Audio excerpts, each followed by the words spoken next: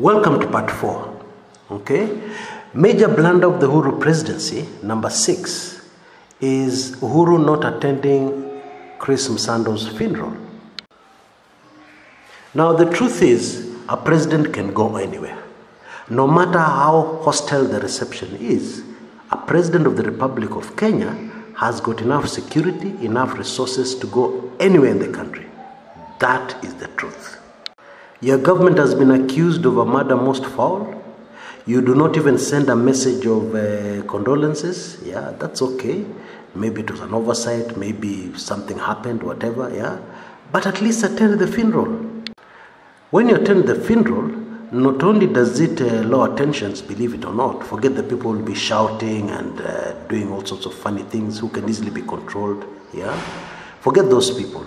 The country as a whole starts looking at the thing differently, yeah. They start saying, okay, people are accusing this guy of, this man's government of killing Msando, but the president attended the funeral.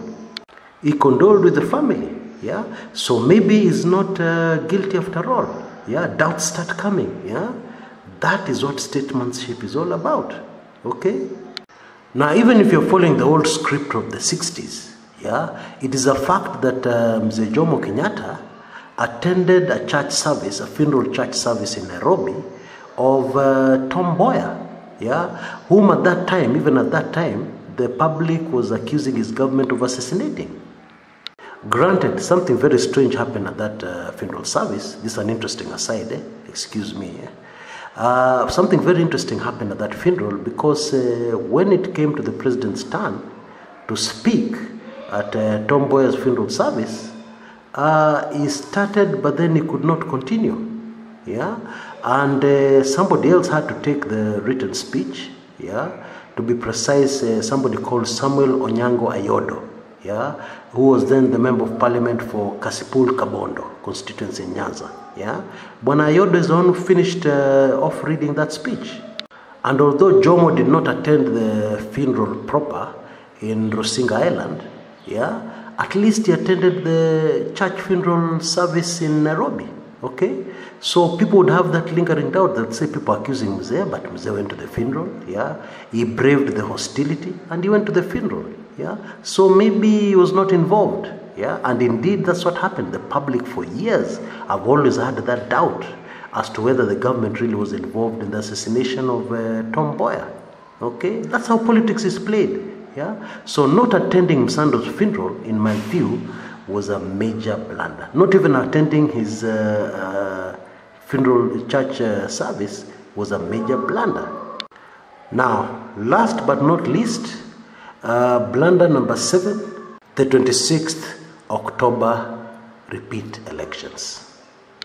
Now, there are so many reasons why these elections was a major blunder of the Jubilee government, yeah. But top on the list is the fact that it was clear whoever won those elections, and it was obvious who was going to win them, yeah, would not have any legitimacy, yeah. Yes, you could have everything legal and proper, but if you're in a legitimate government, you're in a very precarious situation, yeah. Legal or not, you're in a very precarious position. And very shaky too as a government, yeah, when you know that the vast majority of the country did not take part in those elections. I believe some of the president's handlers were very terrified about vacating State House, yeah. Yeah, the president himself, I'm sure, would have no issue, yeah. He's a rich man. He has lived in rich surroundings all his life, yeah. In fact, State House is maybe a level lower for him, yes, because it's a very old building, very old things, yeah. Yeah, I'm sure he can afford a very modern palace anywhere in Kenya, yeah. So for him, it's not a big deal.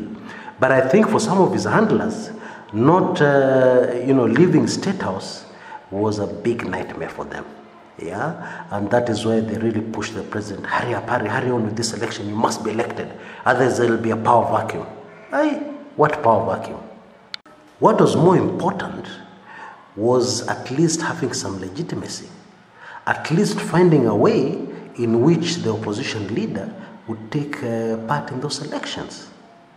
Now, when somebody arrogantly says, we're going to have the elections with or without you, we don't care, Hey, that is a major blunder. And I assure you that is a blunder that Jubilee will live to regret for a very long time. Yeah, because above everything else, it revealed for the first time, yeah, to many Kenyans, those who had doubts, yeah, that actually Jubilee does not have numbers. Actually, the tyranny of numbers was a complete lie, a mirage, something that was not there. The 26th of October laid bare kila kitu. It laid bare all that and more.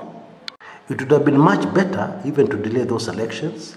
It would have been much better to go back to the Supreme Court and get a new date, yeah, and get the country organized. Yes, it would have been much better to sit down and negotiate and discuss. Yeah, let the discussion, let the negotiations fail. But at least people will say you tried.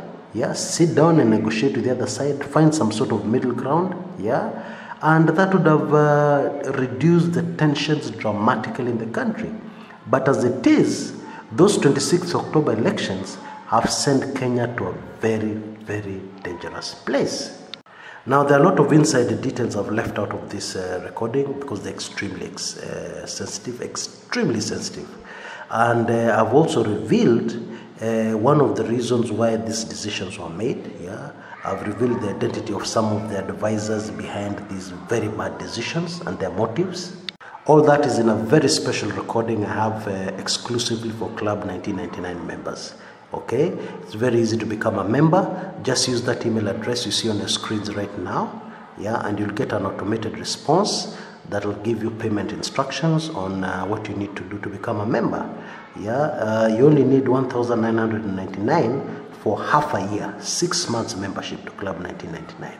Okay, you will get a lot of inside information, a lot of sensitive stuff which I never carry here.